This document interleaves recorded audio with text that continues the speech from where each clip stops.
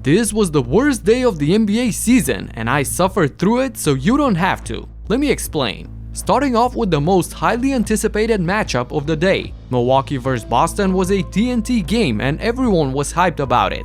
That is, until the game itself started and the Bucks blitzed the Celtics right out of the gate.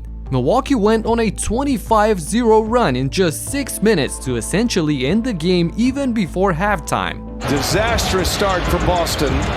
Looking every bit the team that won an overtime game last night. Portis hits another, and Joe Mazzulla, a desperation timeout. Now, credit to them, and you could see Giannis was fired up for this one after losing the first matchup earlier in the season, and he brought the intensity for this game right from tip-off. In traffic, just moves Cornet out of the way.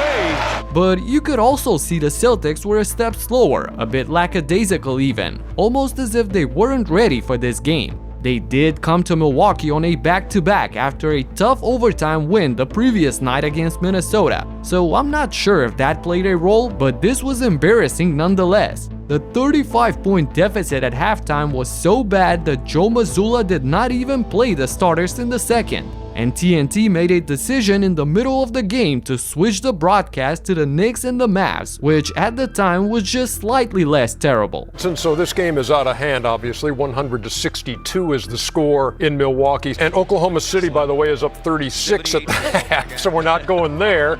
So we'll try the Knicks and the Mavs, and it's a 47-28 game. But it's closer than what's going on the mean streets. Let me actually save this game for last because believe it or not, it was the most interesting one of the night. You heard EJ say how bad things were in OKC, and as crazy as it sounds, by the end it got 2 times worse. The Thunder had a field day against Portland. Just look at these stats. SGA shot 11 for 15, that's 73%. Chet Holmgren was 9 for 13, 69%. Then Jalen Williams went 9 for 10 and Giddey was a perfect 5 for 5 from the field. Unbelievable. So by the end, this was a 62-point win for Oklahoma. 62. Wow. I had hopes that maybe the Lakers and Suns would save the day in the second game of the TNT doubleheader, but Devin Booker came out absolutely on fire with 16 points in the first quarter, hitting all types of shots.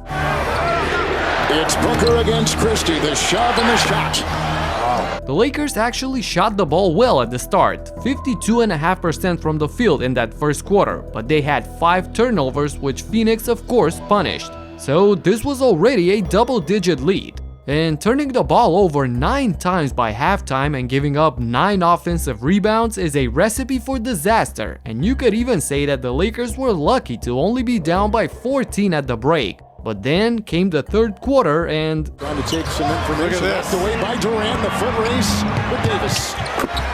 Going right back at the hot hand.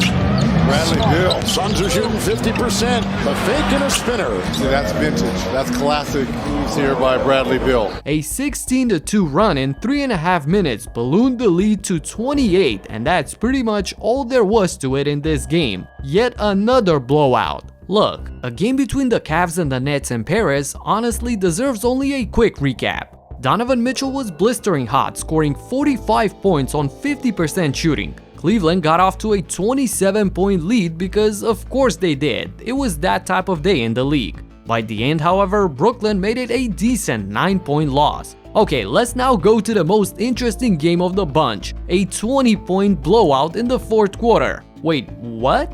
Yeah, my Knicks got destroyed throughout the entire game by Kyrie, who finished with 44 points. But just watch what happens. By Kyrie. Randall bulldozes his way to the rim, counted on a foul as he answers. Brunson looks to push. Brunson sidestep, Eurostep, layup is good. The Knicks are slowly but surely cutting into this lead. However, it's still a 10-point game with 2:45 to go. But then... Randall drives, sidestep, back to DiVincenzo. Brunson, corner 3, bang! Jalen Brunson from downtown, it's a 5-point game. Brunson the rebound. Throws it ahead to DiVincenzo. Feed back to Randall.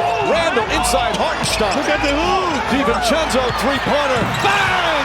Dante DiVincenzo makes it a 1-point game. Oh my god, we're back. Let's go, Knicks. All we gotta do now is just get one stop. But little did I know that what would follow is a pure chaos. Spins, kicks it out the corner. Josh Green won't go. Rebound, DiVincenzo back to Hardaway, side of the backboard. Powell gets it back to Hardaway again. A three-pointer, in and out, no good. Rebound deflected, and another possession. Why would Hardaway keep shooting it? He shot it off the side of the glass. He should not have shot it, and he took another one. Irving on the drive, splits the defense. Josh Green is open, three-pointer's good. Oh, a huge shot.